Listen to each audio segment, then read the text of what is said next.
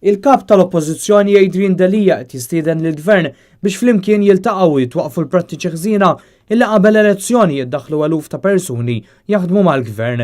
Adrian Dalija kien qed jirreaġixxi l-għada li waqt laqgħa tal-Kumitat dwar il-kontijiet pubbliċi fil-Parlament, it-tlieta filgħaxija sar magħruf lill-Ministri u d-Deputati Laburisti għamlu diversi kuntatti ma' WasteServe dwar impjiegi ma' din l-entità. M'għandi l-ebda problema illi minada stess, jekk il-Gvern huwa serju fuq kif jitlu n-nies mal-Gvern, insaħħu ir-regolamentazzjoni, inbidlu l-liġijiet, nipprojbixxu li jkun hemm intervent governattiv sfaċċat biex lejlet elezzjoni jitlu mijiet ta' nies f'postijiet mal-Gvern biex jintrebħu elezzjonijiet li pratikament qed nitkellmu fuq corrupt practice, xi ħaġa li dan il-Gvern għamel b'mod lampanti, jiena lest minada biex impoġġi bil-qiegħda u nbiddel il-liġijiet tagħna f'dan is-sens. Il-Kumitat tal-Kontijiet Pubbliċi beda jinvestiga l-operat ta' WasteServe wara li sar magħruf li 20 ta' persuni kienu impjegati mal-kumpanija fil-ġimgħat ta' qabel l-elezzjoni ġenerali ta' Ġunju li għadda.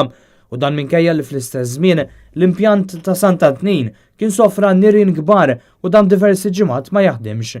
Qabel l-elezzjoni tal-2013 kienu daħlu 10 persuni mal-WasteServe fil-waqt li kienu impjegati mal-240 persuna oħra fil-ġimgħat ta' qabel l-elezzjoni tal-2017.